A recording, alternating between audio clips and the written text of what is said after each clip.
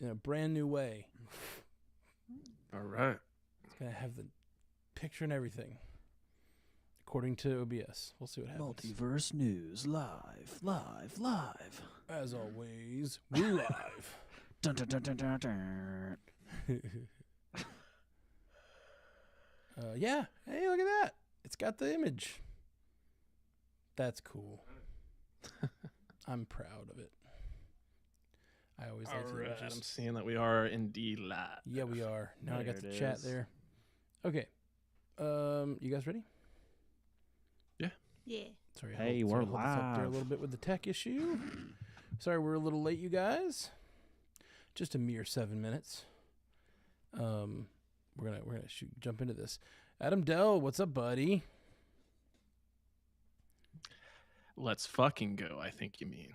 Let's fucking go. We can say that. We're not recording yet. Oh, speaking of, I gotta open Audacity equivalent.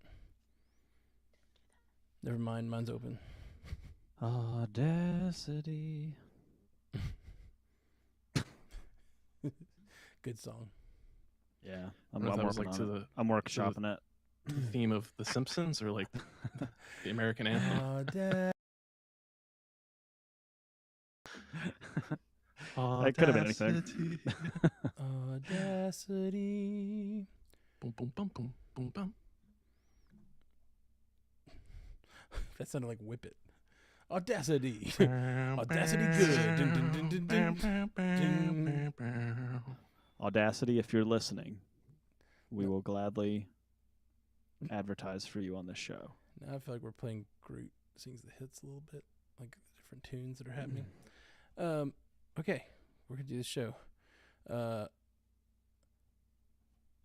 Didn't know the cussing rule. It's not really a hard and fast rule. We just generally try not to curse too much on the shows because we don't want to mark them as, because iTunes is stupid. Sorry, I'm talking to Adam in the chat. I didn't say so, so it just sounded like I was just answering someone who didn't, no one that said anything. Okay. Okay, hitting record in Audacity. Recording. Recording. Got good waves. One, Red two, leader three. standing by. Sorry. Oh, wait, you want us to do that? Oh, yeah, we don't have to do that. But I do have to hit record in the other thing. Fuck, my brain tonight. I haven't had Adderall for a few days. So, bit of a shortage in this house. Not globally, just in this house. Okay. Here we go. You guys recording? Yep. Recording. Go. All right. Marvel casting news abounds. The Acolyte releases a full trailer, and we get a look at Superman's new suit. All that and more on this week's Multiverse News for yous. Okay.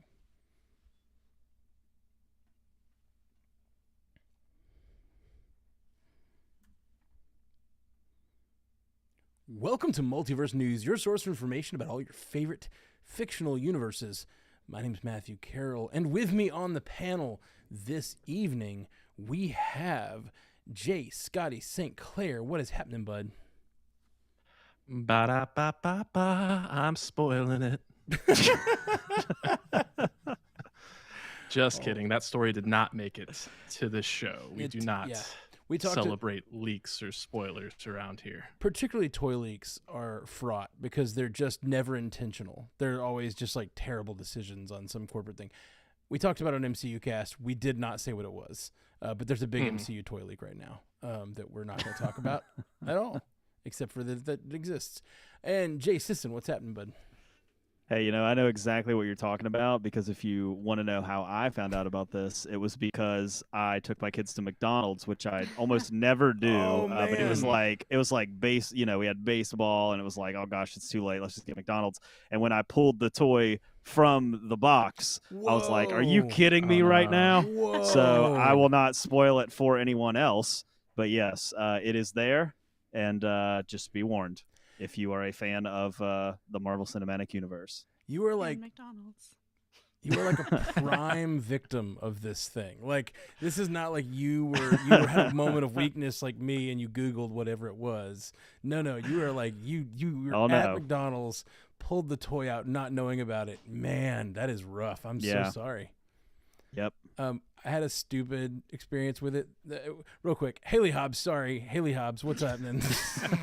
Welcome. Just hanging out. No toy spoilers here. But we've got a little bit of everything plus a Patreon poll I have to talk about tonight. Ooh. I love that. I really like the idea of Haley Hobbs, you being like annoyed that you hadn't been introduced yet, and you just coming in. The spoiler is this. I could have. Okay, let's rewind the simulation, and I'll do it. But no, I had a stupid experience. I started to tell this on the MCU cast, and I got derailed and didn't finish the story. But we were having our Patreon hang for the MCU cast, and Jeff told us all that there was a spoiler, and everyone else on the call for at least a while was strong enough not to check it, but I checked it.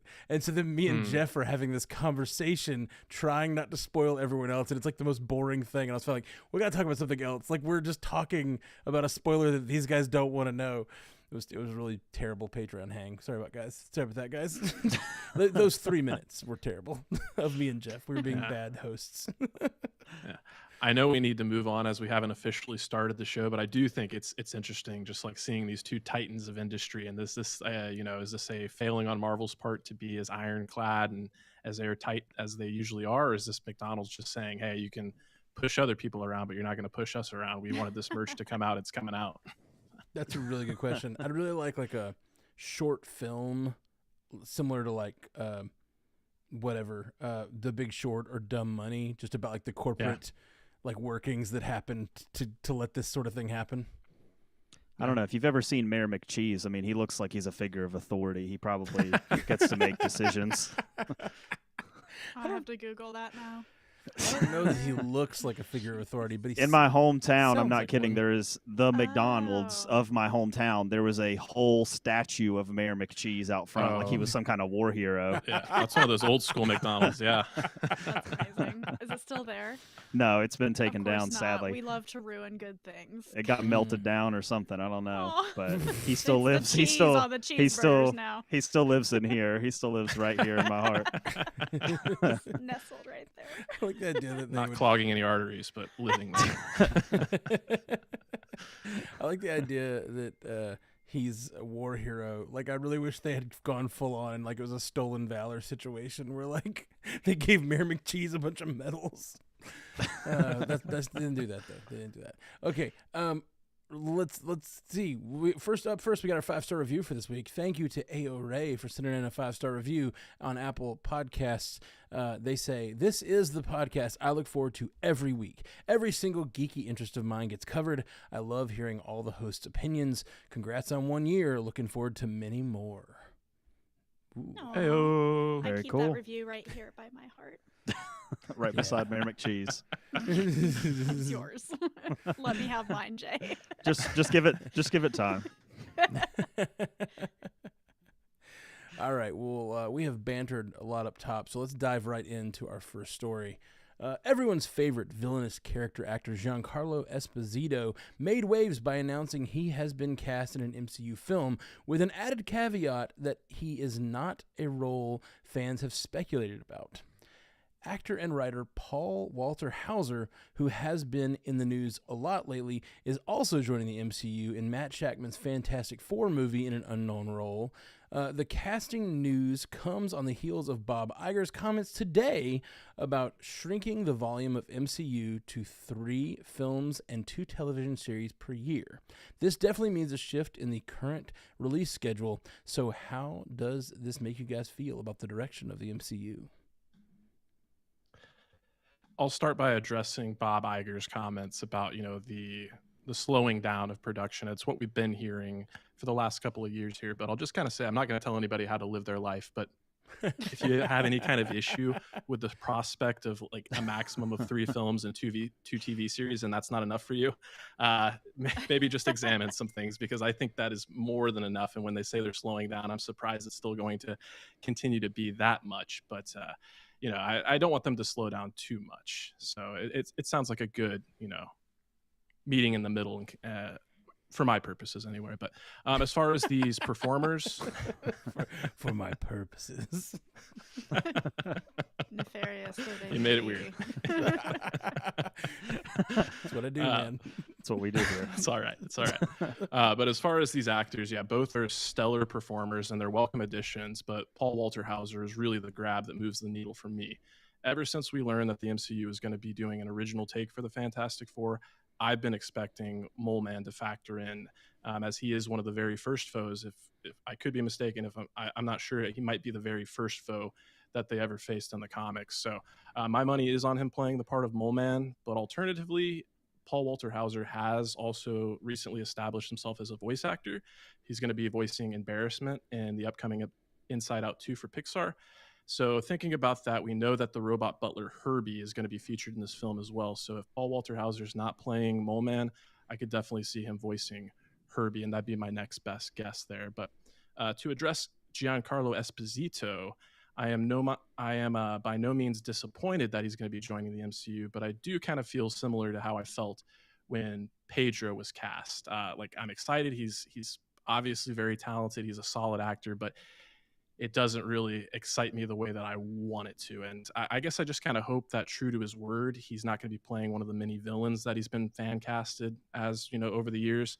And I think the one exception for that would be if he were voicing Galactus. We've been talking here recently about Galactus. I think Javier Bardem was the most recent name that was kind of bandied about, but if not him, I think Giancarlo Esposito definitely has that gravitas and has that tone. So if he's going that way, I find that prospect pretty tantalizing. I dropped off, Matt. Do we need to start a new room? I think that we'll happened? be fine. Everybody's Okay, recording still I don't on know their what's going on. ends. Like on YouTube, it looks fine, but like on my screen, I hear you all, but the videos like are real frozen, laggy type stuff. So I don't know if it's better if like I would restart or something, or if it's just better to just roll with it and just kind of like. I'm getting a little bit of lag, but not nearly Okay. as extreme as it was. Let's start a new room just in case. Okay. It's not. I'm gonna maybe close out Chrome or something, and then try to reboot Chrome or something like that. Maybe Yeah, that'll and I'm help. gonna confirm that. Give it a second to get everybody's files uploaded, and then we'll jump back in to respond. To And I just still got still letting Audacity. Audacity run, right? Yeah, I still got Audacity yeah, going. just and keep everything, so. Audacity running, and I'll just line these up separately. Okay, everything's uploaded. I'm gonna close this, and we'll meet up on the other side. I'll send y'all a new link. Sorry about that. Woo. All right, now you get a lot of me, YouTube. Sorry about the little technical difficulty there. Let me make sure that my internet is selected properly. Because if it's me, then I'm the host, so it's messing everybody up. Let's see. Close this. And now you guys get to see the back room of our Zencaster space.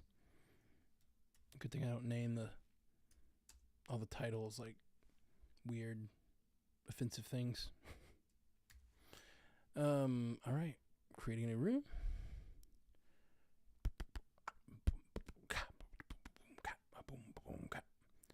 All right, we got some people in the chat. What's up, Jess? Spoiled is the worst kind of spoiled. I agree. Toy spoiled is just in general and just a terrible thing. It makes me so mad. It makes me so mad. Okay. I'm working at getting them links so you guys can stop staring at three of my face. I know some of you are enjoying it, some of you aren't.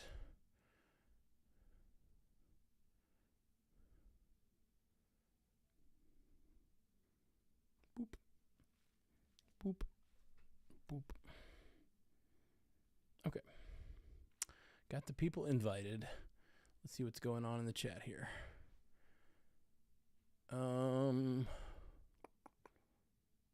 Choose violence.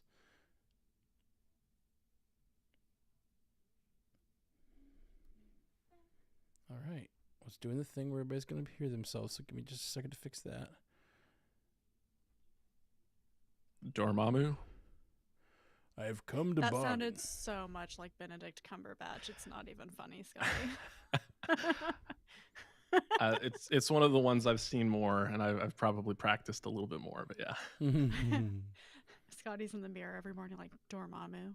Dormammu. To Barb. I can't even say it. Jeez. You're not even saying Okay. with an accent. Jeez Just Louise. can't get the words out. Please open the door.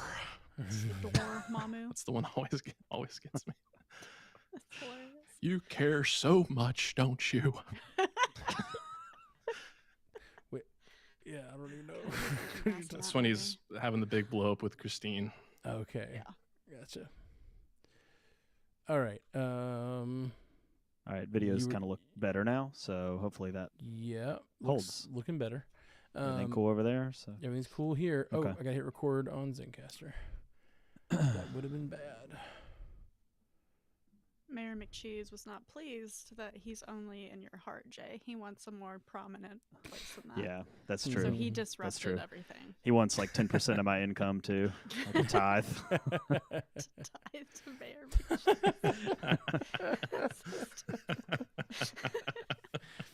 Hmm. Oh, that's funny. He was a celebrity in my hometown. I mean, the Mayor Clearly, McCheese there's a statue. statue of Like it him. was, yeah. I mean, I it was, feel like- you know, Did people deface it? no, not that I know of. No. He was beloved. In our day, people respected Mayor McCheese. Yeah. Back in our day, people respected authority. Sorry, we weren't cool enough to have a Mayor McCheese statue in our hometown. All right. We're from the ghetto, okay? We were Jay Scotty. You just gave your take. Did. Did you want to jump in? I can jump in. Go for it. Wait. Okay, you said okay. Yeah. I don't have too much to add. I do want Jay Scotty to be my life coach and tell me what I should think about things in general because, I agree with you that 3 movies and 2 TV shows is kind of like the sweet spot, I think, for the MCU. Plenty of content, plenty of time in between to enjoy. I don't know Paul Walter Hauser. I haven't seen any of the movies he's written or anything he's been in yet, so he's kind of an unknown for me, and I kind of like that. I think I might keep him in that little sphere until I see what he's doing in the Fantastic Four, which I am very excited about, that movie. And then Giancarlo Esposito, I don't want him as Galactus. I don't want him as a villain, but I don't know what role he fits. And maybe he's just kind of this bureaucrat from some, Shield of the Day type thing in Fantastic Four. I could see him doing that really well. But he's just always that villain, and it's like, let's give the man some range. He's a great actor. Let's give him something else to do. If he's like Yeah. Agent Coulson from their universe. It's like, Yeah, I want to see that too because you go through it in your head. Like Breaking Bad, he played a very particular type of character.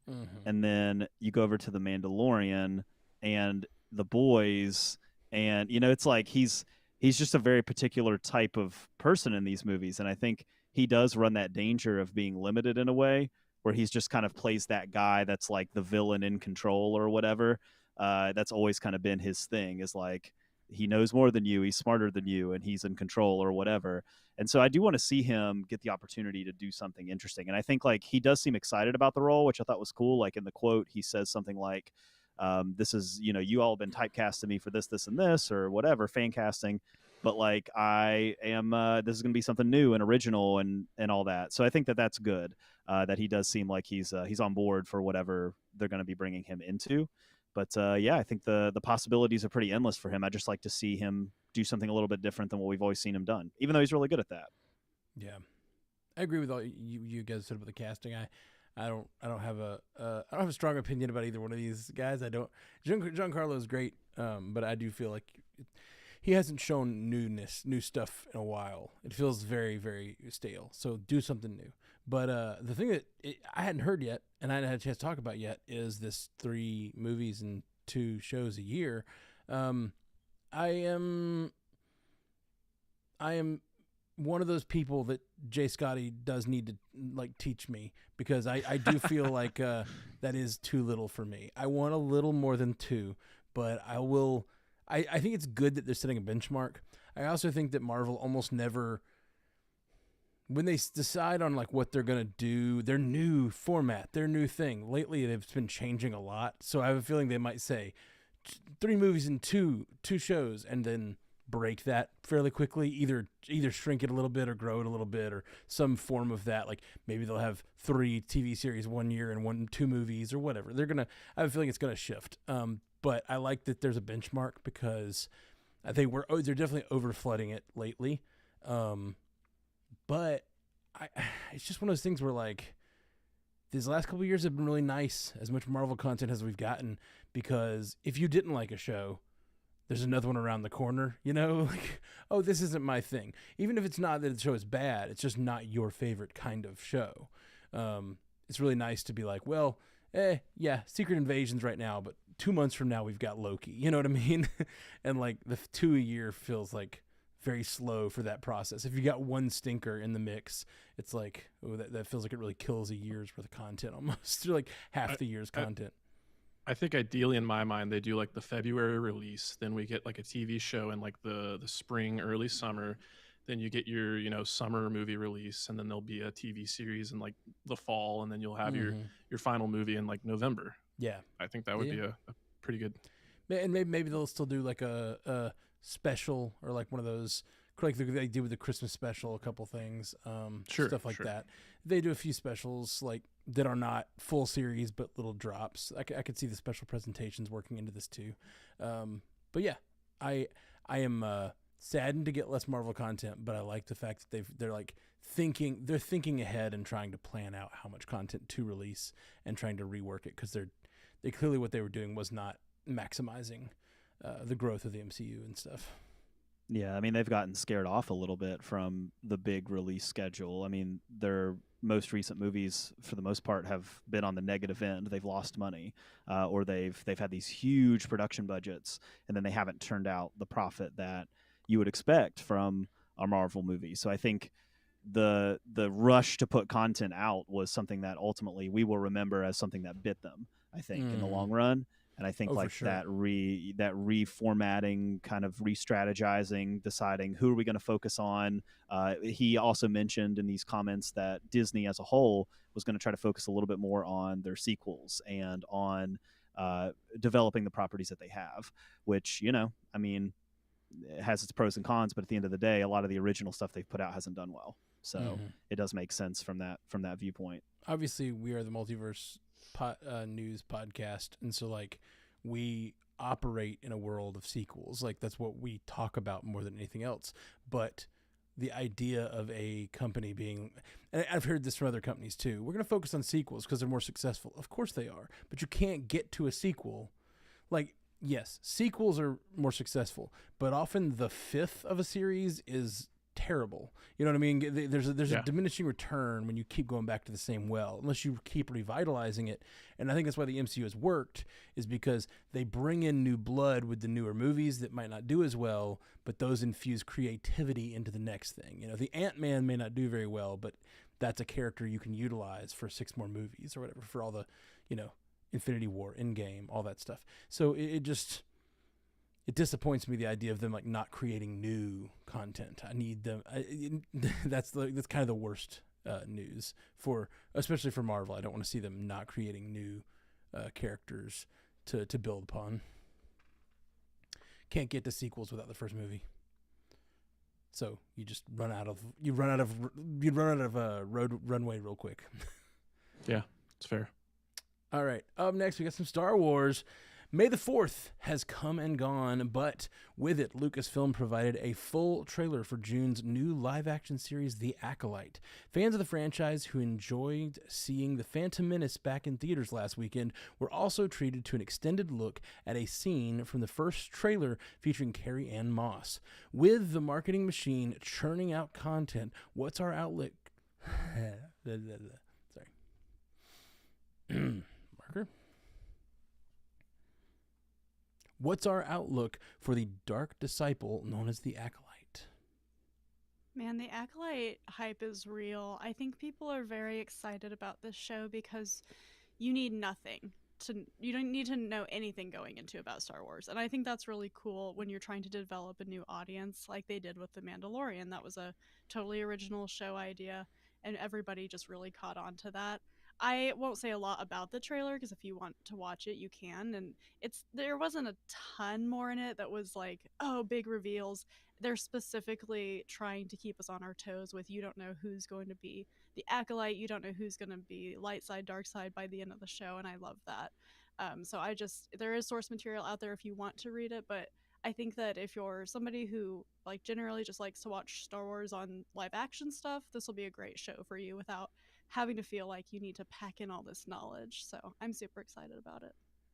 Looks like a lot of fun. The trailer looks like a lot of fun. There's just like, all the stuff you want from Star Wars. The mysteries, the dark side, the light side, like who's behind everything. There's going to be cool stuff.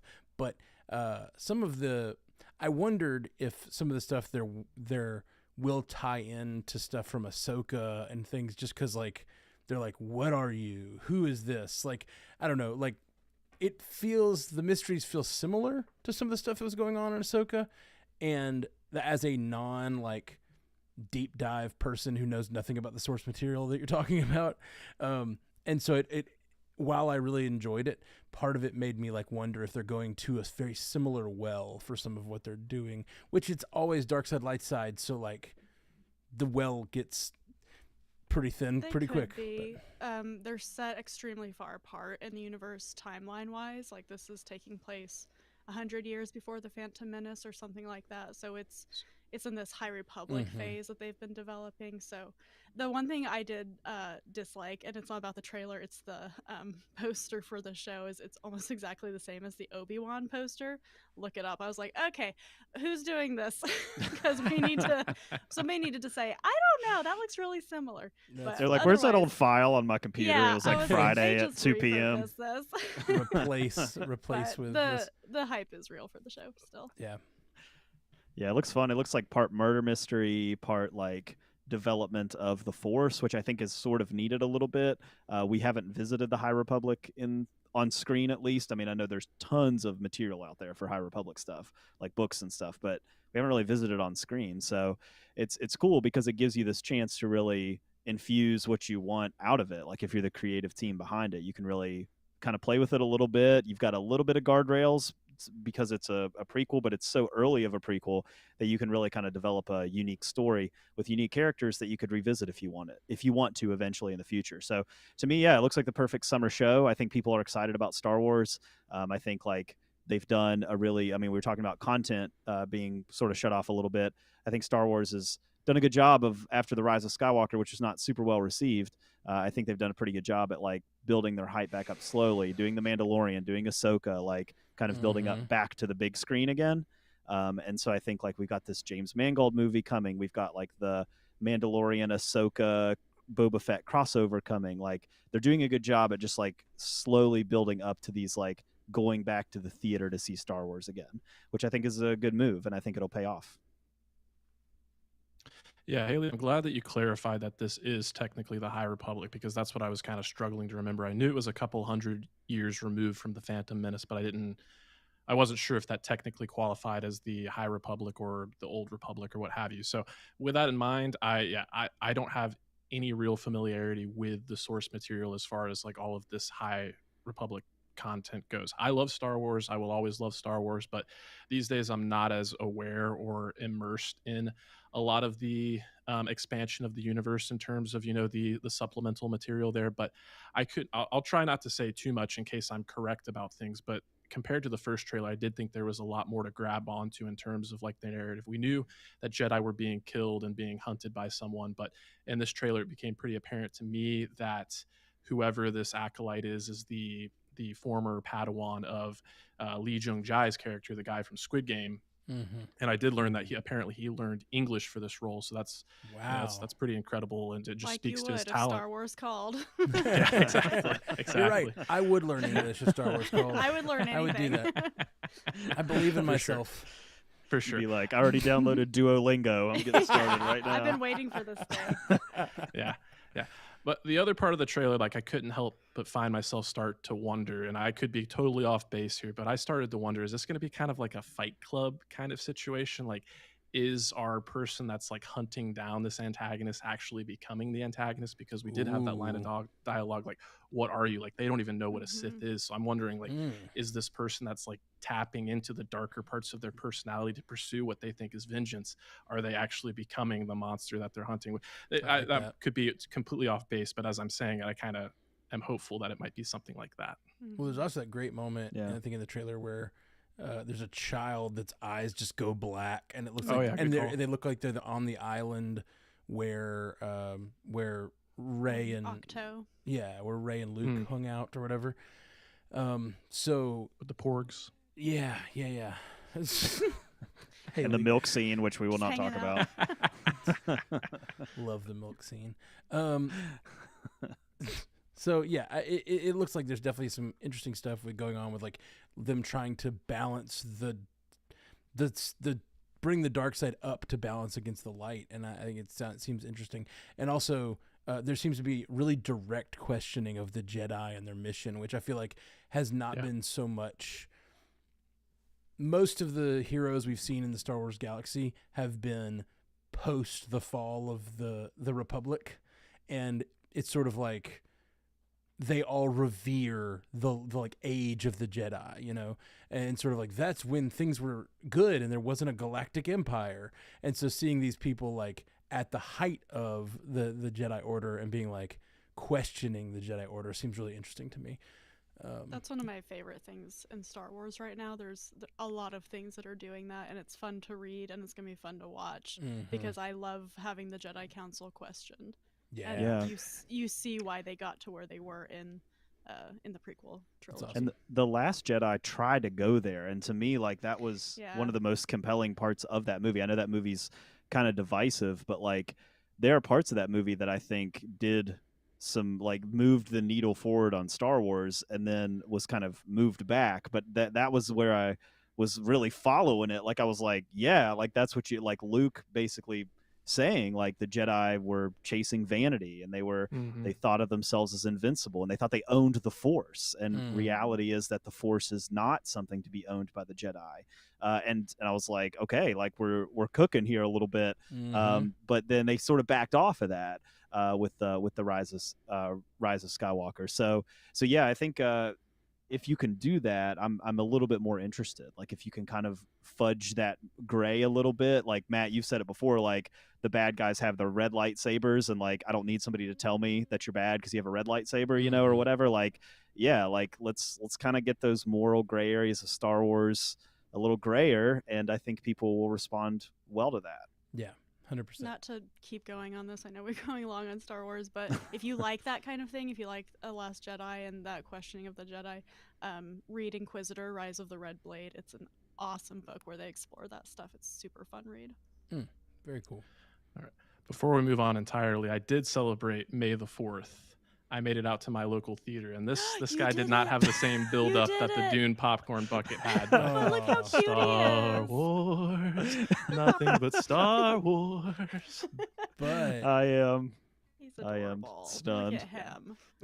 that's very Just to nice. show you a little And bit of the you. functionality here, the popcorn goes into the.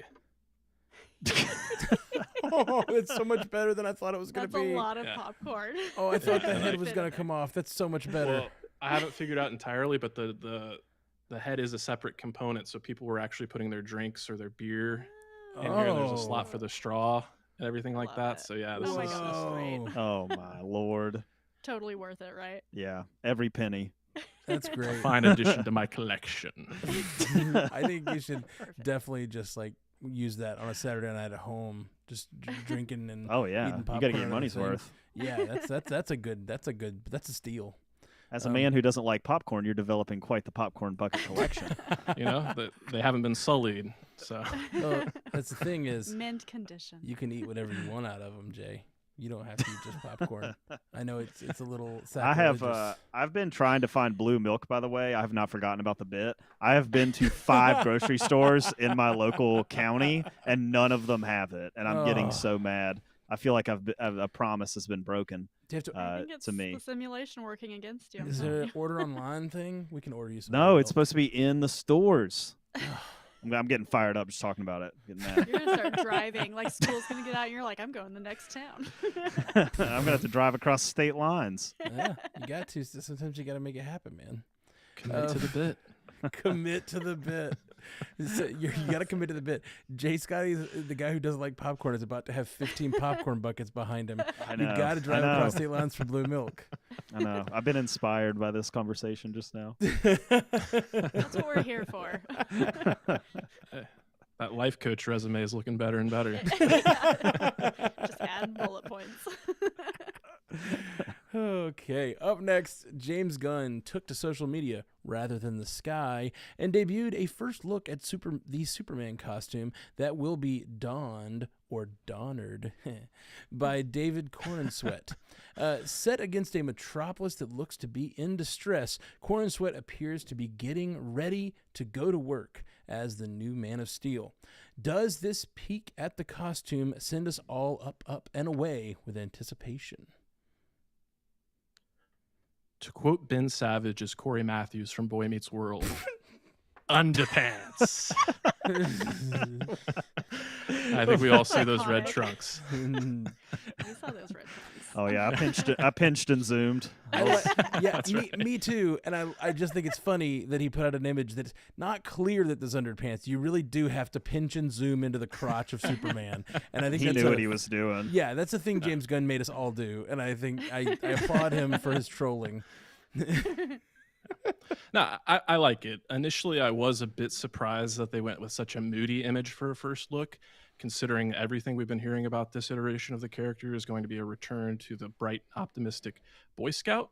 But that said, the more time I've spent with this image and the suit, the more I like it. I think we're pretty firmly well past the days of spandex, at least for the time being. So for my purposes, sorry to use that expression again, the suit seems to be an ode to previous versions. It's kind of combining the best elements from both the screen and the page, effectively creating this look that is kind of like both parts patchwork, but also whole cloth and being, uniquely its own. So apart from the surface level stuff, what really strikes me about this image is the mood being conveyed.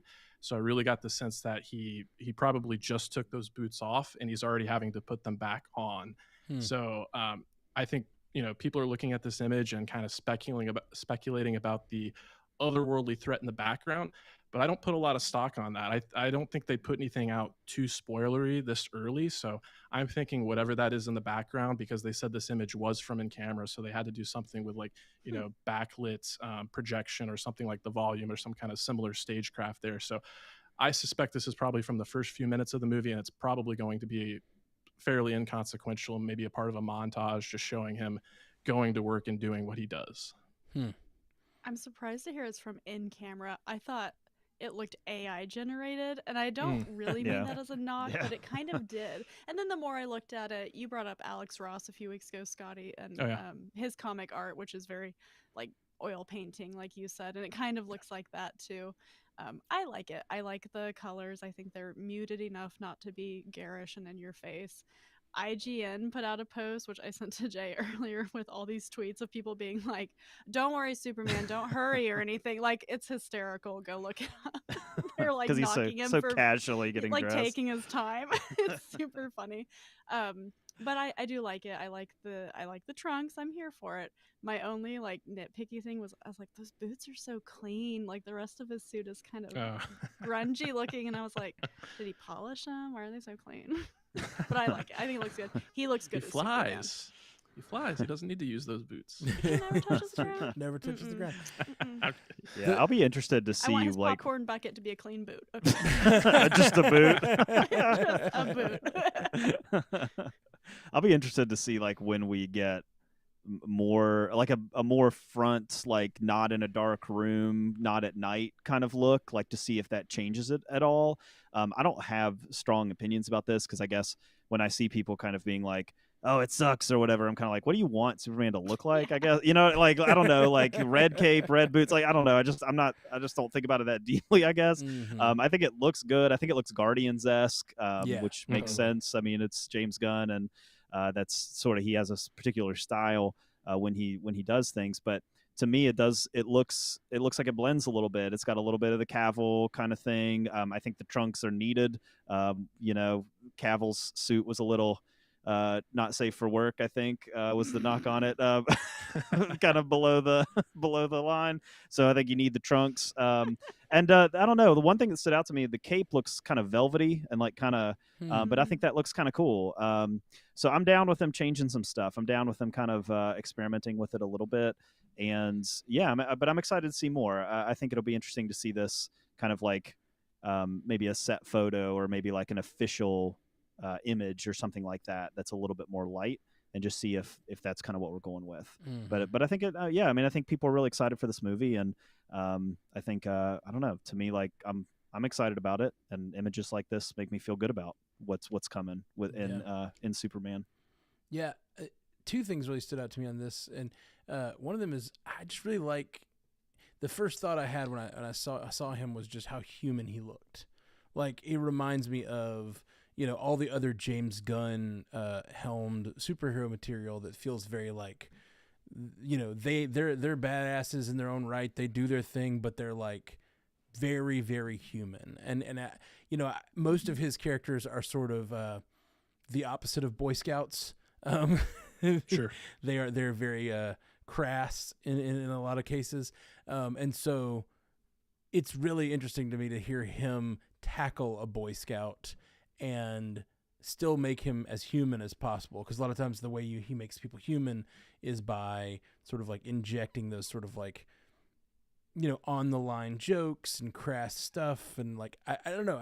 I'm really interested to see, because I think he's really great with character work. And this just made putting the boots on, and just his shoulders don't look like they fit the suit that well.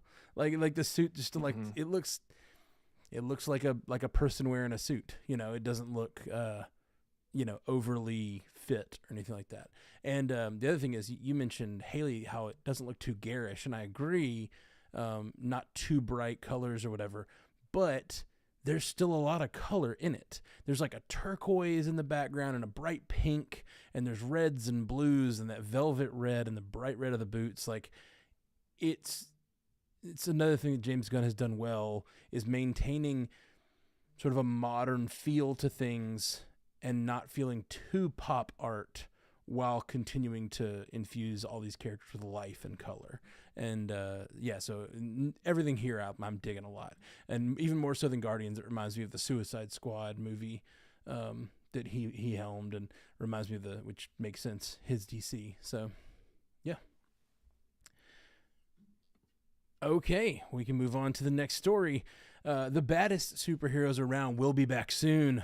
The Boys Season 4 trailer dropped this week, showcasing a crossover with characters from Gen V. Late Gen V actor Chance Perdomo's character, Andre Anderson, will not be recast in the show's second season, according to a joint statement from the producers.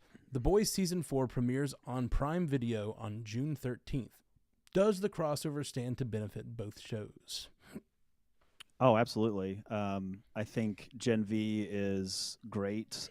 It does the perfect tie-in, I think, to the universe of the Boys, with also being its own thing. Like, it balances that line really, really well. But at the same time, watching this trailer, which was really good, by the way, like, this trailer really highlighted a lot of storylines and subplots that I think we're going to see. I think there's going to be a lot of conversation around the Boys in June when it starts to premiere. I think it's going to do huge numbers. I mean, I think people are really in on this show, but there is that Gen V connection that's very strong in this trailer. Not only do you see a couple of the characters from Gen V in this trailer, but without spoiling anything, there's a major plot point from Gen V that pops up in this trailer too. And so, to me, watching this, like, Gen V is, in my opinion, after watching this trailer, like, necessary viewing. I think you're going to be maybe even a little lost if you don't watch Gen V before you watch The Boys. So I think if you're interested in that universe, or if you've been following it and you haven't watched Gen V, it seems to me like this is necessary viewing. And I think this season will probably leave us in a place to hand off the baton back to Gen V, which we know is getting a season 2. and then ultimately that will hand off back to the boys at some point. So I think these shows are going to be working in tandem with one another. I think the call to not recast Chance Perdomo's character is a good call. I think that makes total sense. It would be weird, and especially under the circumstances. It's not like he just decided to leave the show. I mean, he passed away, and it was very public. So I think anytime you're working with something like that, I don't know if fans are crazy about the idea of having to bring someone else in and get a new feel for a character when you can write a story that pays honor and tribute to that person and the character and write them out of the show, but still do them justice from a respectful standpoint. I think that just makes a lot more sense. So it's obviously extremely tragic. We've talked about it when it happened, but I think this allows you to bring that storyline to a close in a way that people on the show who work on the show who knew him would be proud of and happy with. So overall, though, I think The Boys is headed in a really nice direction. I think it's clearly one of Prime's main flagship shows, and it should be, because I think it's great and it's only gotten better and better. So I'm really, really excited for this season, and I'm really excited to see this connective tissue with Gen V. I think it's great. They're both great shows, and so I think if you're interested or thinking about getting into this universe, like, now's the right time. Even though we're about to start season 4, it's a good time to get in. Mm-hmm. Speaking of connective tissue, so much gore and blood in this trailer. So bloody. Yeah, they know what they are. Yeah, I mean, they do. And the thing that got me in this trailer the most was just them pushing the envelope a little more with going with these V'd out animals. Like the V'd out chicken and the V'd out sheep in the trailer are flying around and causing destruction. And it's, so superhero chickens and superhero sheep. I don't know. You just... The Boys is always showing me things that seem like they would exist in a superhero world that I've never seen before, and I'm here for that. So, just gory sheep and chicken, Lord. I don't know if I like it. I don't have a lot to say on this one. I don't know how much I can say without treading into spoiler territory, but considering the Gen V of it all and the connective tissue there, yeah, that was my big takeaway. I have not watched Gen V. I watched the pilot and liked it, but it was just a period of time where there was a lot of content out there. So that was my big takeaway. Is this motivates me to go back and finish up Gen V because, again, tiptoeing around spoilers here, but there was the return of a character in season 3 that, I'm trying to think of the right way to say it. I would not expect to see the character in season 3 based on what happened in season 2. So seeing that, I was immediately where my mind went. I was like, oh, what happened in Gen V that caused the return of this character? But outside of that, I think one of the big things that stuck out to me was we only had a flash of Jeffrey Dean Morgan. Don't know who he's playing, no idea about the character, but that makes a lot of sense. Eric Kripke, the showrunner, he worked on Supernatural with Jeffrey Dean Morgan. He's just done a really good job of pulling back in talent that he's worked with, and it always seems to pay off. So you can't go wrong with Jeffrey Dean Morgan. He feels like just such a natural fit for this world. Yeah, Jeffrey Dean Morgan seems like he can go toe to toe with, oh Lord, my brain. Carl Butcher. Urban. Thank you, Carl Urban. Lord, Jeffrey Dean Morgan just seems like he can go toe to toe with Carl Urban's Butcher. Like, it just seems like they could be really good foils for each other. I don't know what role he'll be playing. It seems like he's more of a government man of some sort, coming to ask for their help in some way. Maybe it seems, but it looks great. I love Jeffrey Dean Morgan, so pumped for that. All right, guys, if you like this show, we have a Patreon, and we would love for you to go check it out. Patreon.com/Multiverse Newscast. It's just a place to give us a little tip for bringing you the news every week. It's $4 a month. It's basically $1 a week for the show we bring in. We put a lot of work into it. So if you like the show, we would really love for you to go check it out. Patreon.com/Multiverse Newscast. And Haley, you said there's a Patreon. Yeah, we have to talk about this week's patron poll. Yeah, which you want to do that a now? member of our Patreon. Yeah. So this week I asked, based on the Clue news we got last week, who committed the muck duck in the Multiverse news game of Clue. Let it be known that Jay got the least amount of votes. Yeah, I'm clearly Jay the in the least library violent. with the rope Because patron Jordan Boyd said, I would have picked Jay if it was anything other than the rope. Too much work. So I don't know if he's saying that like I'm lazy, like well, he would never just do all that work to kill somebody, or I don't know It's what not he's saying. crafty enough for Jay. Jordan, we need to Yeah, know more. Please let us know maybe why that's you it. think Maybe Jay he- is the maybe he least thinks- likely to murder somebody. Maybe he thinks it's like insulting to me or something. Like I don't know what he's saying, but I am interested. came in with a whopping 44% of Haley in the conservatory with the dagger, so I feel like the Whoa. patrons really Yeah. know me, and I Yeah. love you for it. She's always stewing, she's always ready for violence. That's a lot. That's a lot. Scotty's behind me at 25% in the lounge with the candlestick, and Matt, you got 19% in the ballroom with the wrench. I am disappointed, guys. I can swing a wrench. I'm a big dude. You don't know. They know You don't know me, the real people. killer.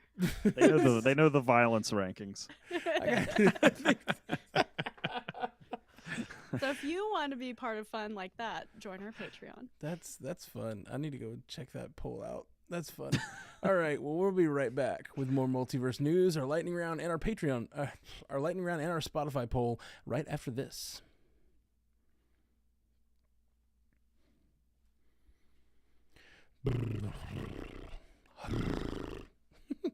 Sorry.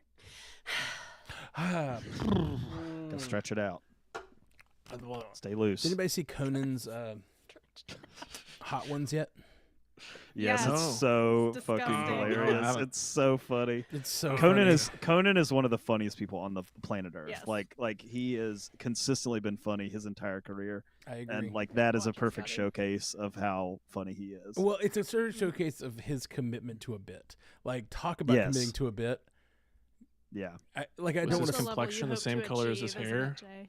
to. You gotta go What? watch it. Yeah, Jay no, I Scotty. will. I can't spoil it. But he it's goes a hard. singular experience.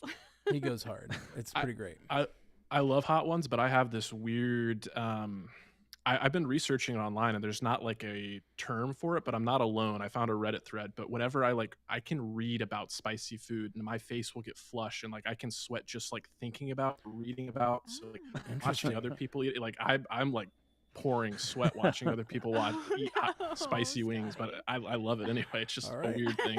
I really think you should record yourself watching Conan's. Okay. he's just like dabbing his forehead the whole time. It's with a like napkin. Jordan That's Peele the from that. content the patrons want. Yeah, record that for Patreon. That'd be good. Okay, let's get back to the show.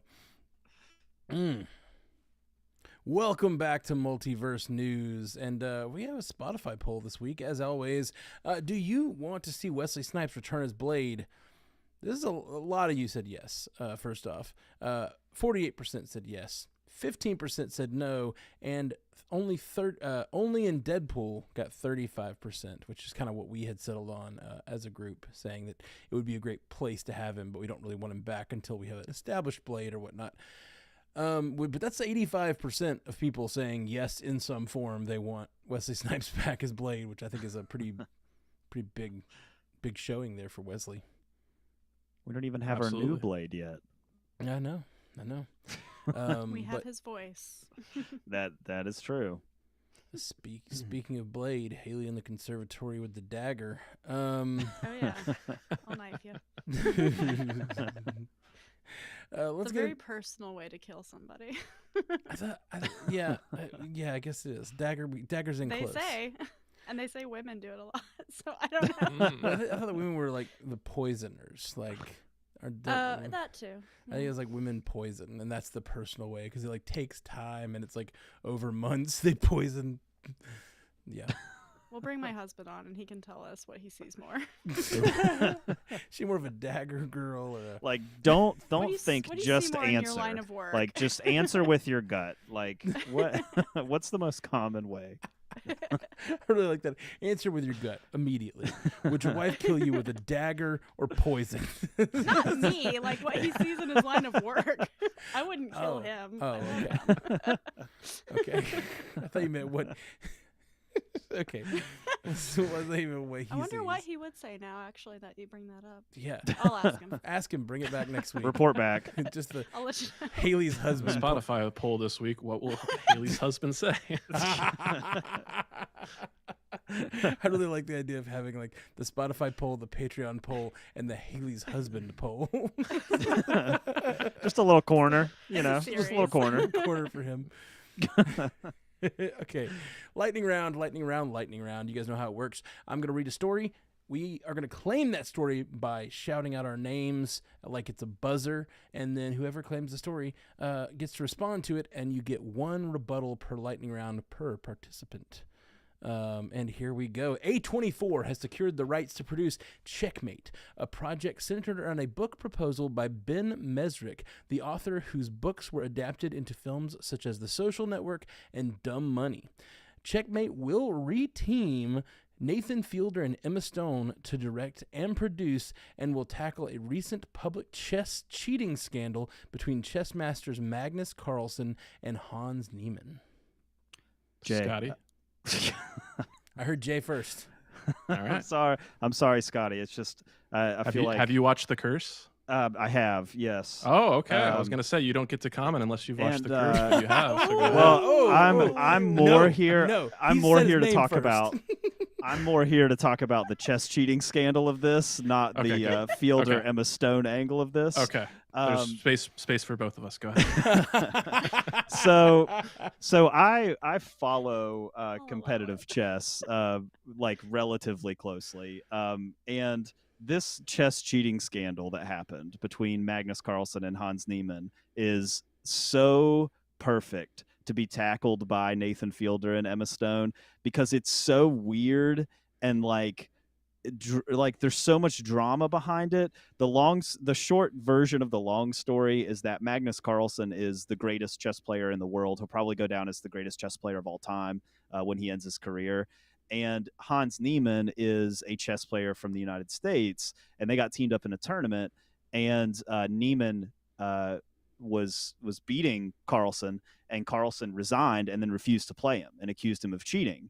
And so the scandal grew and grew from there and became this thing where Niemann was saying he didn't cheat and Carlsen said he did. And there were all these weird accusations about how he cheated, which I'm not going to go into on here. You have to look it up because it's a little not safe for work. But it's just it's this fascinating thing that never resolved. Like it never really, like you have people who still kind of see Niemann as he cheated, and people who say he didn't. And you have people who see Carlsen as a sore loser who just lost and accused somebody of cheating. Like everybody's kind of still weirdly divided about it. So it never really came to anything, and there's no way to prove anything. So it's just existed in this weird space. And I think like that is perfect for the team behind it. With A24, Nathan Fielder, Emma Stone, based on what they did in The Curse, like I'm fascinated by that. And I think it's a story that's just like ripe for storytelling, especially with that team. Nice. Scotty with a rebuttal. Yeah, Jay, I'm glad you had the chess knowledge because I didn't have any of that. And I was going to kind of say, like, I don't care about the chess aspect. It's the talent. It's A24, it's Emma Stone, and it's Nathan Fielder. The fact that they're reteaming, it really does excite me. And The Curse, like, full transparency, that was kind of a difficult watch. I don't think it's as accessible a series as a lot of people are expecting. But if you only watch one episode of The Curse, watch the final episode. Watch episode 10. I think you can watch it without having watched anything else. And I will say, I don't think any episode of television, the ending has stayed with me the way that ending did. Like it believe me, it's worth it. So Yeah. I just wanted the opportunity to kind of tout The Curse in that episode. And I am excited for all of this talent to be reteaming. Pardon me, I'm just put a marker down. Awesome. Paul Walter Hauser is set to play Captain Ed in here we go. Paul Walter Hauser is set to play Captain Ed in director Akiva Schaffer's untitled new Naked Gun film that Paramount Pictures plans to release July 18th, 2025. Hauser will star opposite Liam Neeson and Pamela Anderson. Okay, Matt, who is this Paul Walter Hauser fellow, and why is he in every story?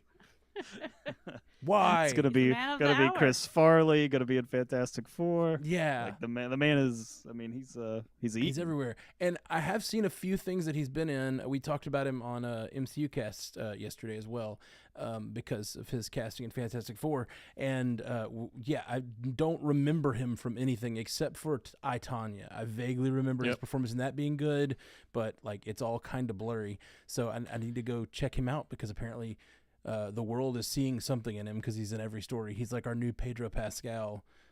He really is. We're going to talk about Cobra Kai later on, and he was actually in 2 seasons of Cobra Kai. Oh, so man. I think that's where a lot of people probably recognize him from. Okay, neat. Anna Sawai, the breakout star of the hit FX series Shogun, revealed to The Hollywood Reporter that she was forced to turn down an audition for the part of Katana in the 2016 film Suicide. Excuse me. Phew. I had some air bubble building up in my throat and I couldn't get it out. And I was like, this is a talent I have from singing that like I'll hit an air bubble in my throat and need to like get the burp out basically, but like I've learned to sing around it if I'm mid-line, and I was like, I can make it. I know it. I couldn't make it. Stay on target. Red leader. Here we go. Almost there. Not gonna go there. Okay, here we go. Anna Sawai, the breakout star of the hit FX series Shogun, revealed to The Hollywood Reporter that she was forced to turn down an audition for the part of Katana in the 2016 film Suicide Squad because the company behind Fakie, the J-pop girl group to which she then belonged, forbid it. Scotty? Yeah, this is unfortunate to hear that there were these kind of limitations placed on any kind of performer, but I think everything worked out in the end. I do not like that 2016 Suicide Squad film, and I'd actually forgotten who played Katana in that movie, and it's actually Karen Fukuhara. So we were just talking about The Boys, but she plays I don't even, is the character named on The Boys? I don't even, what's her, she's the one female member of The Boys, and I can't even remember she does her have a name. name. Of The Boys. Gosh. Hold on. Anyway, I just wanted to say it worked out for everybody. The fact that Anna Sawai got this opportunity to be on Shogun, she was my favorite character on the show, a real standout. And then I know a lot of people liked her on Monarch's Legacy of Monsters as well. And then obviously, for Karen Fukuhara, she's had a lot of success on The Boys and other projects as well. So it worked Kimiko. out. Yeah, Kimiko, there it her is. name. Thank you. I can't even remember her boyfriend's name right now, like, which is really Frenchie. sad. Just call him Frenchie. Frenchie. Goodness, Yeah. Lord. I mean, The Boys season 3 has been a while ago. To be years, fair, There's some good stuff in their relationship in season 3. I need to go rewatch that. Okay, the upcoming live-action adaptation of Masters of the Universe finally has a release date of June 5th, 2026. Bumblebee director Travis Knight will direct.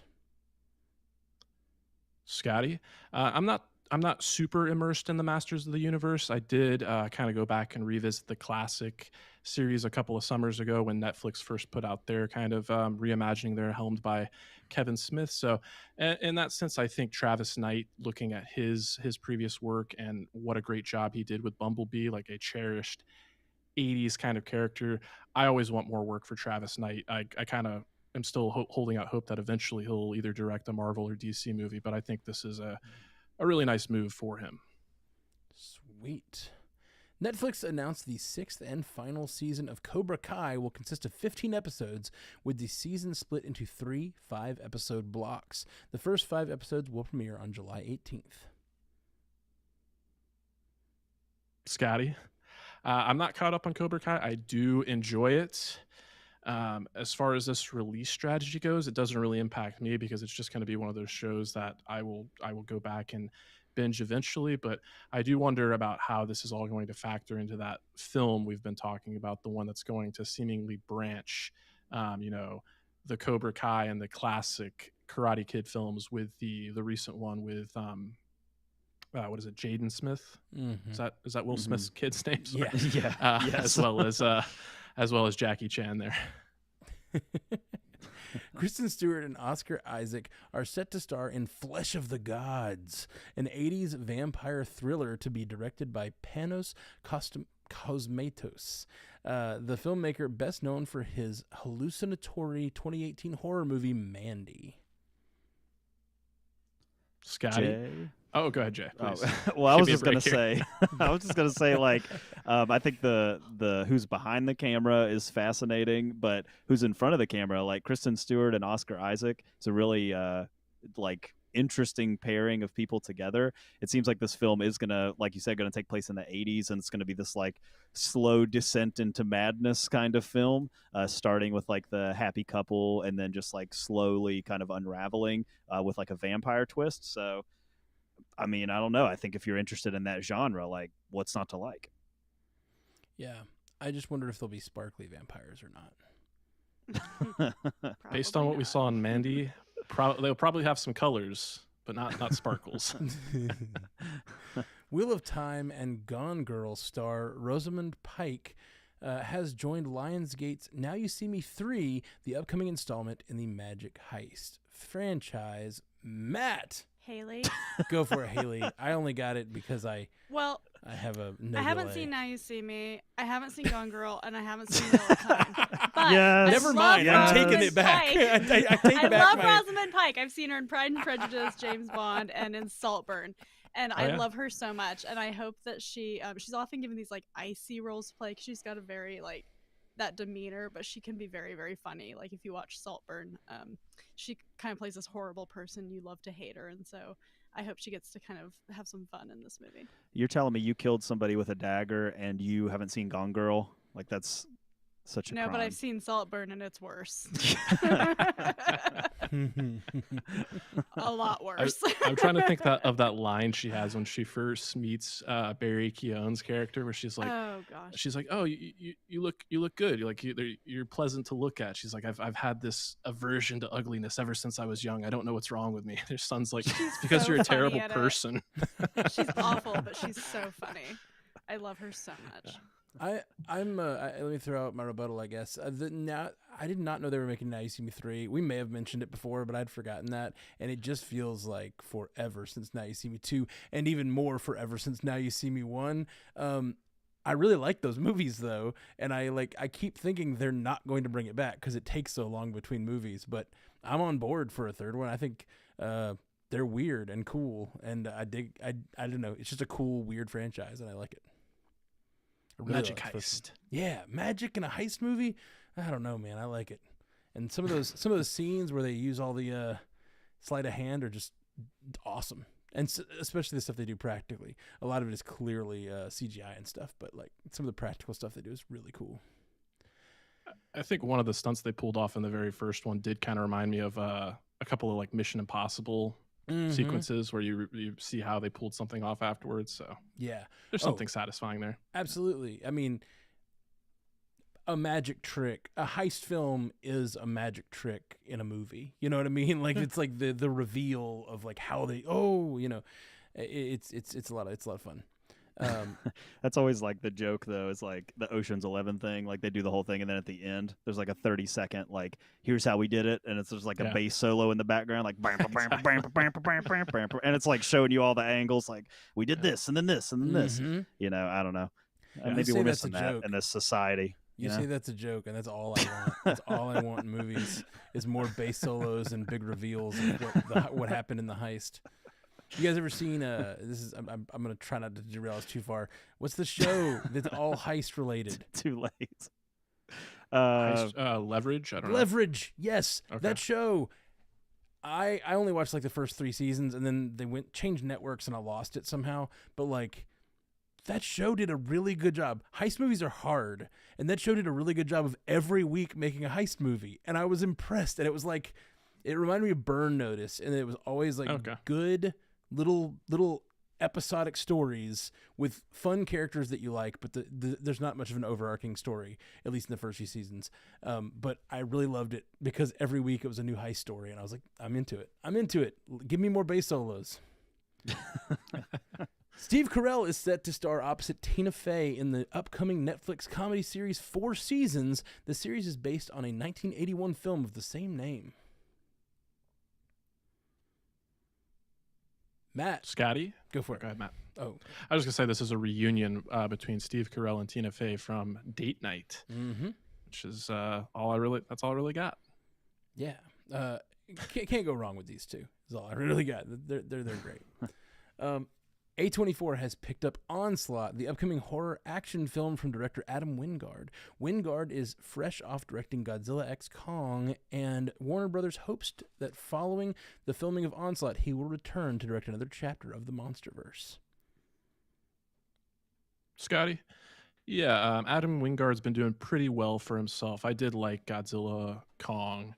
I thought it was an improvement on some of his more recent outings. And I kind of think back to one of his big claim to fame is he did that Netflix adaptation of Death Note, which a lot of people really, really did not like. I actually thought it was okay.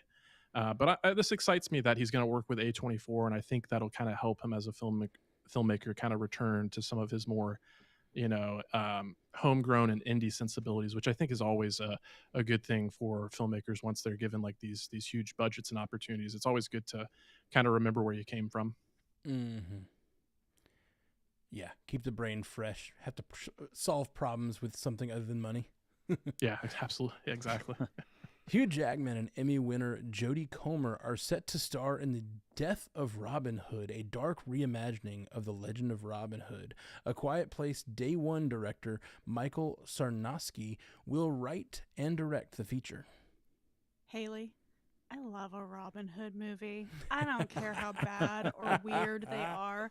I just love Robin Hood movies. So I mean, Hugh Jackman, I'm super there, of course. I haven't really seen Jodie Comer in anything, I don't think, but I know she's been making a lot of waves in the shows and stuff she's been in. You've been chasing that high ever since you saw the Wishbone episode of Robin Hood back in the day. I mean, the Disney animated film. What are you talking about? The Wishbone It's one of my version. favorites. Oh man, I feel like Wishbone Robin With his Hood tiny little though. bow and arrow. I feel like Jay has you pegged, like your personality with Wishbone Robin Hood though, like the books of it all and the Robin Hood of it all. I don't know, it's pretty good. It's a great episode. Oh, it is. Magical television show.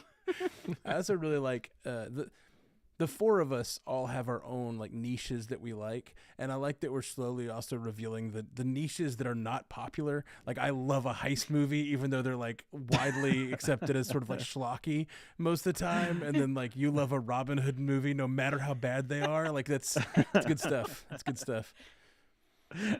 Ahmed Best, who played Jar Jar Binks in the Star Wars prequel films, will return to voice Darth Jar Jar, a Sith version of the character, for an upcoming LEGO Star Wars special titled LEGO Star Wars Rebuild the Galaxy, which will debut on Disney Plus September 13th. Haley, this is fan service at its absolute best. Yeah. There's a whole theory about how Jar Jar is a They Sith did it. Lord. It's amazing, and I love that they're doing it. And the Legoverse, it's the perfect thing to do it in. Oh my God, people were just like Jar Jar on Twitter is so funny. I He love literally gets off the ship and he says, "Misa gonna hurt you, sir," and lights a lightsaber. it. It's so good. It's so good. Oh, God, it's so I good. just, love it. real quick, tiny butt to say, Ahmed Best also talked about how he just like the role of Jar Jar like almost ended his life. Like he had Yeah. people just come at him with just blamed all of the hatred of that character in the prequels on him, and he just took it really hard. And so to see him get involved again on something so like stupid and fun like this is cool. He played a Jedi in The Mandalorian and one of the Grogu flashbacks and everything, and just cool to like see him getting work in Star Wars he did again. like a and YouTube series Yeah. for them as Kelleran back with kids, and so Yeah. I love that Nice. he's Yeah. back in the fold. Good for him. That's really cool. I mean, it's got to He's be the best. It's got to be incredibly emotional to think it's your biggest break and then it be the thing you're most hated for. You know, like you Yeah. Well, you the want kid to be that an played actor. Anakin, Jake Lloyd. I mean, Yeah. he will have nothing to do with Star Wars. Yeah. And it like Nathan and I went and watched The Phantom Menace in theaters because it's fun, right? Why not go see it? And he's not bad. There's nothing bad about his acting. Like it's really shitty what people did to him. Yeah. It's just not okay. Like those also movies the aren't star best of an movies. all-time great Christmas movie, Jingle All the Way, as well. with Arnold Yeah. Schwarzenegger. Good Yeah, classic. yeah. All right. Also, I have seen those theory videos on Jar Jar Binks being a Sith Lord, and they're so good. The theories are not bad. There's a lot to it. There's a lot to it. The one that gets me is when he's behind Obi-Wan, appearing to like make Obi-Wan speak. You know what I'm talking about? Yeah. There's a part where like Obi-Wan is bargaining for the boy, and like he's behind him mouthing the words It Obi-Wan. would have to be Qui-Gon, right? No, you're right. I'm sorry. It's Qui-Gon. It's Yeah. Qui-Gon. It's totally Yeah. Qui-Gon. Yeah, my bad. Guy in a robe, whatever. Star Wars. Star Wars guy in a robe. Green lightsaber, not blue lightsaber. Don't disrespect Qui-Gon like that. 20th Century Studios is rebooting the sci-fi action-adventure franchise The Maze Runner, which ran as a trilogy from 2014 to 2018. Jack Paglin, best known for writing the film Transcendence, is currently in negotiations to pen the script. I want to claim this one if no one else does. Go for it. You got it. Okay, Matt. I didn't feel like I don't love this series or anything, so I don't want to claim. This is not a loving claim. I can't. This is the fastest reboot I've ever seen. This is terrible. Like, this is Spider-Man level of reboot, but it's The Maze Runner. Like, what are you doing? Like, it's been 6 years. The original trilogy just ended. You could still be making. You could make another one of these if you wanted to, and it still be. I don't know. It feels like No, that was a test. That was a test run. Yeah, Doing the real thing now. Exactly. It feels like we need a redo or something. I don't know. I know they did it with Percy Jackson too, which apparently was very successful on the smaller screen. So this is not new completely, but it just feels. I don't know. I just feel like you need a little bit more time between franchise reboots. I know we're in franchise fever. It's part of why we make this show, but like, slow it down. Slow down the reboots. It's my whole thing. A first trailer has dropped for Francis Ford Coppola's long-awaited sci-fi epic Megalopolis. The legendary filmmaker behind The Godfather and Apocalypse Now has invested $120 million of his own money into the film and began writing the screenplay in the 1980s. The film will debut at the Cannes Film Festival next week and then come to theaters later this year. Haley? I think this looks really cool. It's the kind of dystopian I don't mind because it's more sci-fi-ish, and Adam Driver is a great pull to have lead this movie. So, yeah, yay, cool. Let's do it. This would be a really fun bingers assemble to do, like Francis Ford Coppola's biggest works, and then watch this when it comes out in theaters. I don't know, like just like not a series, but we've talked about doing that before, and this would be a fun one because I personally have never seen The Godfather, and like I've been wanting to do that anyway. Okay, for 30 years, really, it's on the top of my list. Bernard Hill, the actor known for playing King Theoden in Lord of the Rings. Let me try that again. Theoden? Am I saying that well? Theoden. Theoden, thank you. I knew it wasn't right. Bernard Hill, the actor best known for... Bernard Hill, the actor known for playing King Theoden in Lord of the Rings... I did it again, this exact same way. All right. Bernard Hill, the actor known for playing King Theoden in the Lord of the Rings trilogy and Captain Edward Smith in Titanic, has died. He was 79. Jay, yeah, this was really, really sad news. I mean, to see a lot of his co-stars from Lord of the Rings particularly come out and talk about how great of a person he was on set. But I want to speak a little bit to his acting ability. Like, I think of all of the characters who went from page to screen from Tolkien to the trilogy, they all were done well, obviously. But I don't know if there's any character that like brought more from the page for Theoden to the screen than Bernard Hill did. Like he did things with, if you just take the page of Theoden and then you compare that to what he did on screen, man, he like really, I felt like elevated that character to where like he, like some of the lines that he drops and some of the speeches he gives in that movie are like so poignant and quotable and just like define that trilogy to me. So just, man, when I think about him, like I think about not just a guy who was in a big film franchise, but like he dominated that trilogy. Like he was like in the Two Towers and Return of the King. Like he was a force in that trilogy that I'll always remember. Just how he just brought it for those movies. So yeah, really, really sad. Absolutely. Director John Watts revealed during an interview at CCXP that the upcoming Star Wars series Skeleton Crew starring Jude Law will be released on Disney Plus around Christmas. Haley, not a lot is known about Skeleton Crew still. It's kind of interesting. They've kept this one really close to the vest. We know it has kids in it. We know it has Jude Law and Carrie Condon in it. And that's kind of it. We know it's sort of in the Mandalorian era. I know that even though it has children in it, it's not necessarily a kids show per se. So the mystique about it makes me more excited. Sources have confirmed to Deadline that Mike Flanagan is in talks to direct the next Exorcist film for Blumhouse and Universal Pictures. Scotty? Yeah, Mike Flanagan has kind of established himself as this kind of go-to horror director. I think I think my favorite film that he's done was 2019's Doctor Sleep, which was a follow-up to The Shining. So I know beyond that, he's done a lot of stuff in the TV realm, specifically for Netflix. But, David Gordon Green, I liked what he was doing for a while in the horror genre, but especially after we saw what happened with that Halloween trilogy and then that first Exorcist, what was it, Exorcist Believer? Ugh. Yeah, he needed to take a break from the horror genre, go back to comedy for a little while. So, Mike Flanagan is definitely a good pull to get this trilogy back on track. Which they need to do because they spent what was the price tag, like $400 million on The Exorcist or something? Right. Yeah. So yeah, they got a deep hole to dig out of. Yeah. I did not know who Mike Flanagan was until 30 seconds ago. I just don't watch that many horror things, and I haven't seen any of his horror movies. But he did make my favorite horror thing in a while, and that's Midnight Mass for Netflix. That show is great. I absolutely love that show.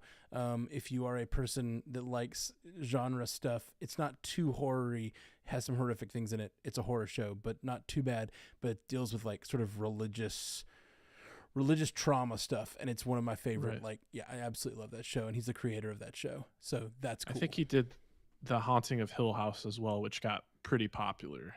Okay. Oh yeah, kind of that was I haven't must seen view material. I have to check that out. Knowing that he did I didn't know he did Midnight Mass. I should have looked into that before this second, but yeah, that sounds cool. The Fall Guy opened below projections to take the #1 spot at the box office this weekend, pulling in $28.5 million domestically and $65.4 million globally. Boo! What's wrong with you people? Get out there and watch The Fall Guy. The Fall Guy was great. I'm going tomorrow. Okay, good. But no, this really is concerning, and it's kind of disappointing because I did go see The Fall Guy, and I really enjoyed The Fall Guy, and I had high hopes for The Fall Guy just based on the marketing. Like, this thing was originally supposed to come out in March, and they pushed it to May, and I thought that was a vote of confidence. I thought they were, seeing all the buzz and all the Kinergy surrounding Ryan Gosling coming off of Barbie. And it really is a shame because this is a good movie, and he really deserves to be a leading man. And hopefully this thing has legs and people continue to support this thing throughout the summer, and the word of mouth is really strong for it. But I am seeing that the critical response was a little more muted than I was expecting. I thought this movie was a blast, but maybe there were flaws that I just wasn't picking up on. But I do think it still will probably be, in terms of having an opportunity of being one of the most successful movies of the summer, like thinking about a top 10 list, I still think it'll probably be that based on just the slate that we have ahead of us, but definitely concerning. Hold on one second. I'm sorry, guys. I'll be right back.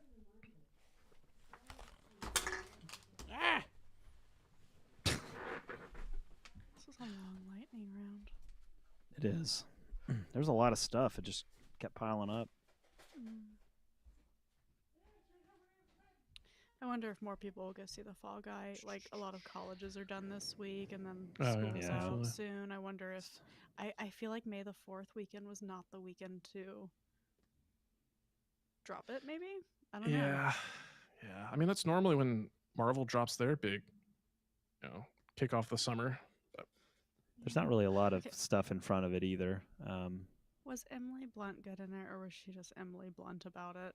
I don't think You know I what don't I think she mean. rubs me the wrong way the same way that she rubs you the wrong way. But no, she wasn't the standout. I mean, she's serviceable. I think she and Ryan Gosling had pretty good chemistry, but it's all about Ryan Gosling, and Aaron Taylor Johnson has As some. it should be. Yeah, he has some pretty good stuff too. Just drives me crazy. I thought some of the marketing was a little weird, like because it was Oh, yeah? like, well, yeah, because they almost tried to lean on the fact that it was like an old property. I felt like it was kind of like this is Oh, a I see. beloved IP. I And- keep forgetting that that's even a part of it. Like, yeah, it's and like barely that's there. that's the thing. Like I was kind of like, I don't think anyone knows what you're talking about. Like I think you just say that it's a movie. Like I don't know. Like I don't think you try to draw that connection. Like because I Yeah. think some people there's a market for that, but I think a lot of people too they see that and they're kind of like, oh, like I guess since I didn't see that, maybe I wouldn't like this, or whatever. So I didn't even Yeah. see any of that. That's interesting. Yeah, if that's part of the marketing, I didn't hear that either, but I think Yeah. that would push me away from it more than pulling me towards it because I'd be like, yeah, I don't know the original IP. Maybe I don't care as much as the movie looks good though. yeah. Yeah, I completely forgot that was a factor. So you don't need any pre-existing knowledge. Yeah. Okay, following her breakout role as Shin Hati in the Star Wars series Ahsoka, Ivana Sakno has found her next big role.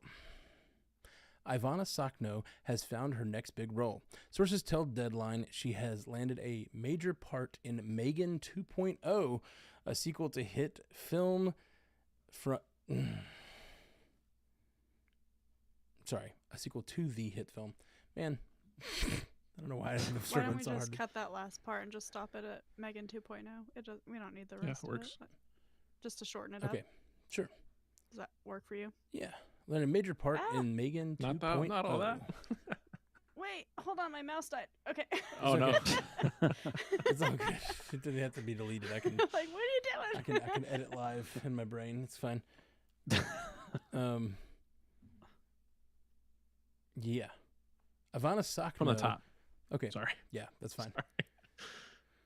Following her breakout role as Shin Hati in the Star Wars series Ahsoka, Ivana Sakno has found her next big role. Sources tell Deadline she has landed a major part in Megan 2.0.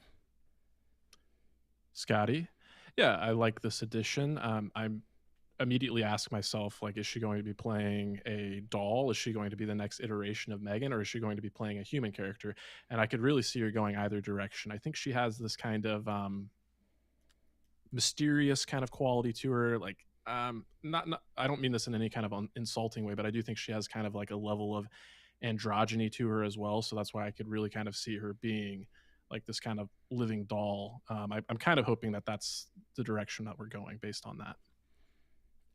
My mind immediately to she'd be the grown-up version of the little girl, and like Megan's returning or something, because that's what that reminded me of Chucky.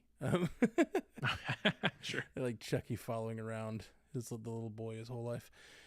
Okay, sorry. Let's jump into Marvel announced another new entry to their adult novel What If series called Marvel What If. What if Mark Spector was host to Venom? A Moon Knight and Venom story. The book is written by Mike Chen and will be released October 22nd. Haley, I'm actually almost done listening to the Loki What If that just came out a little while ago, a month or so. It's on Spotify Premium if you want to listen to it. And it's good. These are kind of fun. These are just Marvel Universe stories. They're not MCU connected. They're not necessarily comics connected. They're just prose novels. And I've liked most of the Marvel prose novels I've read. I'm looking forward to the Wanda Peter Parker one that comes out this summer. And I like Mike Chen. He's written some Star Wars books that I've really enjoyed. The Blade Runner series in the works at Amazon Prime Video has cast Michelle Yeoh in a lead role, Variety has learned. The series serves as a sequel to both the original Blade Runner film and the follow-up Blade Runner 2049. Exact plot details are being kept under wraps, but sources say Yeoh will play a character named Olwen, described as a replicant near the end of her life. Scotty, I love everything that I'm hearing about this. I love Blade Runner, but I do think Blade Runner 2049 is one of those rare instances where a sequel surpasses the original in my estimation. I'm not going to, no shade at Blade Runner. It's obviously wildly, wildly influential on the genre. But yeah, Michelle Yeoh, I mean, she's a boon to any project if you want to add her there. But yeah, the fact that she's going to be a replicant, for my purposes, I always think, looking at Blade Runner, the most interesting characters always are the replicants. So having a replicant near the end of her life, there's probably going to be some really emotional and palpable things happening there, and you want a talent like Michelle Yeoh leading the proceedings. Game of Thrones prequel A Knight of the Seven Kingdoms has added Owen Harris as series executive producer and director for the first 3 episodes. Harris is best known for helming 2 of Black Mirror's best episodes, San Junipero and Be Right Back. The first season of A Knight of the Seven Kingdoms is also confirmed to be only 6 total episodes in length. Jay, I think this is a good call. I went and looked up how long is The Hedge Knight, and it's pretty short. It's a pretty short book, so 6 episodes does make sense. Game of Thrones has obviously had a lot of success in the prequel area with House of the Dragon, and then a second season of House of the Dragon. So I think that is exciting. As far as those 2 Black Mirror episodes go, those 2 episodes are like so good, and if you are telling me the creative person behind both of those episodes is behind this, then I'm definitely in. Like Be Right Back, the episode Be Right Back of Black Mirror is one of my favorite episodes of anything. It stars Domhnall Gleeson and Haley Atwell, and it's a self-contained story, and it is good. And so yeah, I think the creative talent is for sure there. I'm excited about that. I had forgotten which one Be Right Back was, and you're right. That is a great one. Yeah. I knew San Junipero. Great. Yeah, great episodes. All right. Well, my friends, that is all the news we got on the docket. Thanks for joining us on Multiverse News. Find us on all the socials. Multiverse Newscast, wherever you get your social things, except for Twitter. MV Newscast, because some guy's a jerk. I'm just kidding. No. Weekly PSA. Yeah. Give it back, please. Give it back. I don't think he's tweeted since 2012 or something. But surely he's lost. We're waiting. Surely he's lost the account or is just dead. But just add him and say, "Hey, give that back." Not back. Just give it. Just give it. Thanks for joining us. You guys tell the people where they can find you online. What you want to tell the people about your making this week. Haley Hobbs. Yeah, double episode of Source Pages this week with our Bad Batch Season 3 review with James Hewings, and then there will be a Doctor Who a Christmas special review episode later this week. And then yesterday, very last minute, Ashley and I decided to live stream the Met Gala, and it was super fun on Twitch, so if you want to go check out the video, we had requests for more red carpets, so we'll see. Sweet. Yeah, go check that out. Twitch.tv/StrandedPandaTV, or was it elsewhere? Mm-hmm. Sweet. Check it out. No, anyway. it was, on the Twitch. Yeah, awesome. And J. Scotty St. Clair. Yeah, Pandas Together Strong. We are in the midst of our coverage of the Planet of the Apes films. So at the time of this recording, 2017's War for the Planet of the Apes should be available, and looking forward to the release of Kingdom of the Planet of the Apes. So check that out on the Bingers Assemble podcast feed, and then you can also check me out over on Animation Deliberation, where we discuss all the animated stuff. Sweet. And Jay Sisson. Yeah, you can find me at Commute the Podcast, where we cover about 3 interesting things in 20 minutes, weekly on Mondays. And it's been a couple weeks now, but if you watched Fallout, Matt and Jay Scotty and I covered Fallout on PandaVision over the course of about 2 weeks, all 8 episodes of Fallout. So if you are thinking, I know a lot of people, I've talked to a lot of people who are just starting Fallout. They've heard about it and heard it's good. So if that's you, maybe come over to PandaVision and watch along with us. Yeah, that was a lot of fun. Really great couple weeks of podcasting with that run and the Bingers run on Planet of the Apes. Those are just good shows and a lot of fun to talk about. So please check PandaVision and Bingers Assemble. I'm on both those runs, and they're a lot of fun. Check out the Marvel Cinematic Universe podcast. We're getting ready to finish up X-Men 97. And that will be all for this week, guys, from Multiverse News. We love you very much. Peace. You stay classy, Multiverse. Sweet. Good job, everybody. Hitting stop on the recording on Zencastr. Oh, what is that? Oh, for a second I thought it said 18 minutes, and I was like, I know we recorded longer than that, Zencastr. Oh god. Hour and 18 minutes is what it says. Dun, It's like, dun, that would be terrible. Scary. That was scary. Scary moment. Chat. All right. Well, all you chatters out there, thank you for hanging out. A lot of people chatting. We do appreciate it, and we really do love that you guys hang out. And hopefully we get All those people that were chatting, they better have liked the video. Nobody Go give liked us the a video. 5-star That was so review threatening, somewhere. Scotty. That's why you came in second in the Patreon poll. It's always the ones you least expect. He's like, go Right? like the video Totally. or else. Yeah. It'll be my purpose to do something about it. All right. Well, thanks for joining us. We're gonna get off of here. We're all done uploading. I'm gonna go start editing. Bye, guys, on the YouTube. That'll make them go away. Yeah, if they weren't gone They're like, ah. Got or rid of before, everyone we're right gone there. now. No one's listening to this anymore. We got 8 watching still. What are you talking Hey, about? you might have brought people back actually with that. Bye. Oh my gosh, it's 15 now. Oh, I keep doing it. Keep doing it. No. That's what she said. I It's didn't like it as working. much the second time. It's working. Hey, come on now. All right.